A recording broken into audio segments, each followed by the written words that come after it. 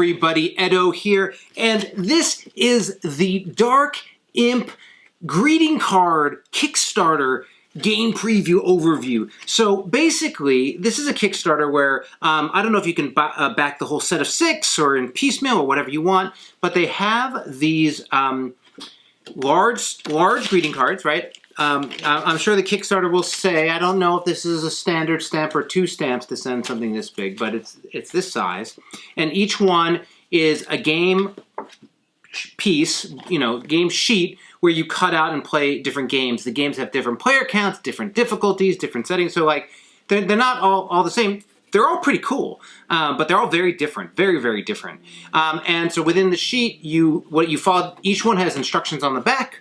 Every game is about 1 page of instructions, 1 sheet of instructions. There's a little area here for you to write your message, and then a different amount of cutting involved. A couple of them are a lot of cutting, honestly.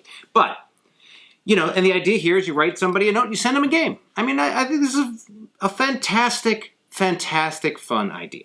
So with that, let me tell you about some of the games. So this first one, so actually I had 2 versions of this one. They somehow managed to get my ID on this one, which is cool. But in this game, and then once you get it in the mail, you use this as your box, I assume. But so this is actually cut up, and I guess I'll dump them out and slide them off as I go. But so this is Guess Who, and in this game, you are going to have tokens in the center, and you're trying to cooperatively move your tokens to their respective faces. So I'm trying to get to the respective texture. So I'm trying to get the meeple from here to here, this one to this one, this one to this one. And there are a bunch of different tiles, and each tile represents a shape, a color, or a facial expression.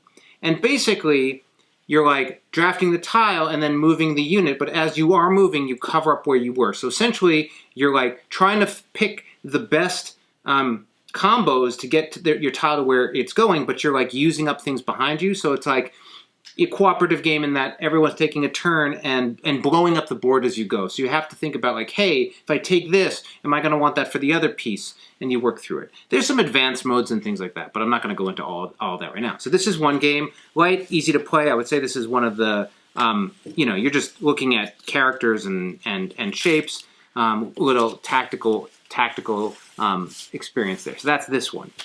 Next up, and I could have, I guess, wrote the names of these. Oh, this one's interesting. This game is called Snakes, Ladders, and a Pogo Stick. And so this is basically shoots and ladders, the board at least. But what's interesting here is everyone has essentially workers, and you're going to be putting your workers on these worker placement spots. The worker placement spots let you move 3, move 2, take another, take over becoming the first player. And so what's interesting, use the pogo stick to bounce forward, and you're obviously there's the snakes and the ladders, and so it's just an interesting combination of essentially instead of doing roll and move, which is what I think shoots and ladders is it? You roll a die and move? I think so. It's been a while. You're basically have this worker placement aspect at the top, and it works. It makes for some interesting decision, interesting blocking of choice, and again, just 1 page. So within the Kickstarter, right? I expect you'll be able to. I assume the main packages you get 1 of each, but some folks may want certain ones. I'm sure there's going to be a variety of tiers and things like that. What's next here? This one is called Splinter, and this is perhaps the coolest one. They're all cool, but this game's really interesting in that you have a piece of paper, and you're going to all take actions, and each action makes you by using these tokens makes you do a different. Tear your paper in different ways, and essentially your paper is your resource, and you're using it to let me give examples. Make the most impressive pop-up card, or paper flicks closest to this circle from the far side of the table. Most paper balls thrown into a bin, a max of 5. Furthest paper float and drop it from direction. So it's these things where you could decide how much you're going to use for the task, and then to see if you can win the task. But because it's a piece of paper, we all have the same size piece of paper, as you're using it, your resource is going out, but it's a physical resource. I mean, I just think it's such a neat idea. And again, fun. You're doing whether you're making something creative or you're making something physical, like, you know, physics, like how it floats or moves. Very neat idea. All right, next up, this one. This is Enemy Lines. Looks like Battleship has Battleship-like pieces, but actually what's happening is you have your pieces and you're trying to get them to the other side, and you can rotate them or move them a length, but everyone's on the board and you can't actually go through pieces. So you're basically doing this sort of puzzle dexterity where you're like pivoting your pieces to move in different directions and to get out of the way. And the main thing is you can't use the piece you used the last turn. And you're trying to get off to their side and they're trying to get to your side. And so it's just this interesting puzzle game where you're trying to get things out of the way and move them. Also, if you can knock a ship out, an opposing ship out, if you're bigger than they are and you ram them. So what you can do with one ship. It's just, and you're essentially trying to get your ships behind enemy lines. It's a really neat, not Battleship, but feels it looks like Battleship game.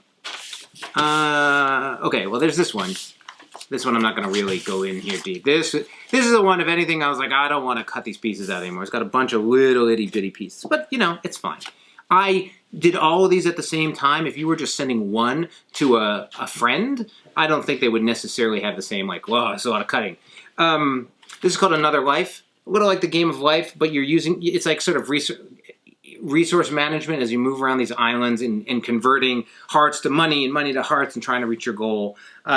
Sort of the densest, but at the same time, it worked. All these games, I mean, I really would emphasize that all of these games work. They're different. Some folks may like some of them more than others, but they certainly, you know, are entertaining and offer play.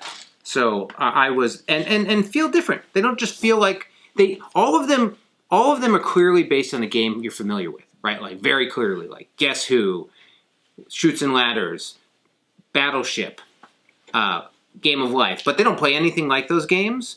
But it's a nice, you know, bouncing off point. The paper one isn't like a game, but whatever. Okay, last one here.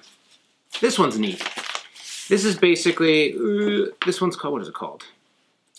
In the Drawing Room with the Hatchet, or based on Clue.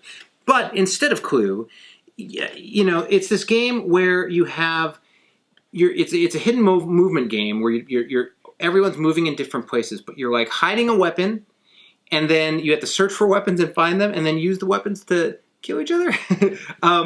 You know, so maybe less, you know, appropriate for certain folks if you're uncomfortable with that, but really interesting movement game with rooms and the weapons and disabling other players. Like, this is cool. I mean, I think all of them have, I feel like this one I could see being like blown up into like a bigger game. I think all of them are interesting, but to me, this was the one where I really like some of the dynamics in here and could imagine it getting bigger. But, I mean, long story short, neat thing. Neat idea. Neat way to give some games to someone who has some play. I definitely would pay attention to the type of game. I would pay attention to the player count on the game and who you're sending it to.